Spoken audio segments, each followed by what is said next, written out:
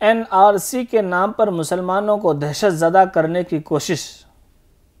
मरकज़ी वज़ीर दाखिला अमित शाह ने गुज़िश्ता पार्लिमानी इंतखाबी मुहिम के दौरान आर्टिकल 370 को मनसूख करने, आसाम की तरह पूरे मुल्क में NRC नाफिज करने अपने खिताब में मज़ीद मुद्दा बनाया था।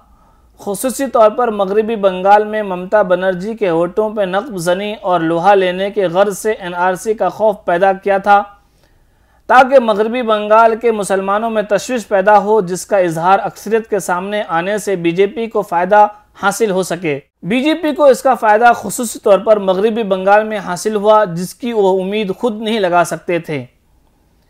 बीजेपी ने अपनी इंतखाबी मंशूर के सबब जम्मू कश्मीर में आर्टिकल 370 को मनसूख करके ये पैगाम ज़रूर दे दिया है कि वो जो चाहेंगे अंजाम देकर ही रहेंगे और मुखालिफिन में इतनी ताकत नहीं है कि उनके फैसलों पर रखना पैदा कर सके। अब आवाम में बीजेपी की जानिब से NRC को लेकर खुसूसी तौर पर मुसलमानों में दहशत पैदा करने की कोशिश जारी है।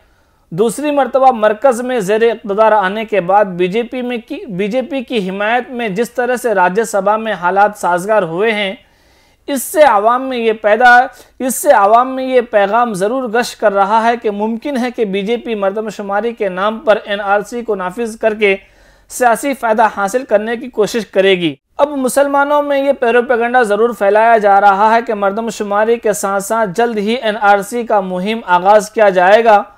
अलबत्ता रिपोर्टों के मुताबिक हिंदुस्तानी शरीयत कानून 1955 दफ़ा 14 के मुताबिक मुल्क के तमाम शहरी को अपना नाम, पता और कौमी रजिस्ट्रेशन यानी NRC में इंदराज कराना ज़रूरी है। इत्तलात के मुताबिक 1 अप्रैल 2020 से 30 सितंबर 2020 के दौरान पूरे मुल्क में नेशनल पॉपुलेशन रजिस्टर NRP नाफिज किया जाएगा।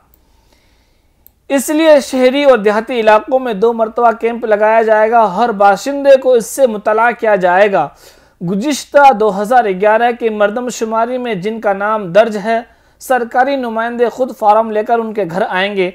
फार्म का नाम NRY है। लिहाजा मुतलात ज़राए के मूजब इंसाफ पसंद हिंदू और हिंदुस्तानी हमदर्द कौम मिल्लत के रहनुमा को इस सिलसिले में दुरुस्त रहनुमा, मज़ीद बेदारी पैदा करने और खौफ और डर को दूर करने की ज़रूरत है।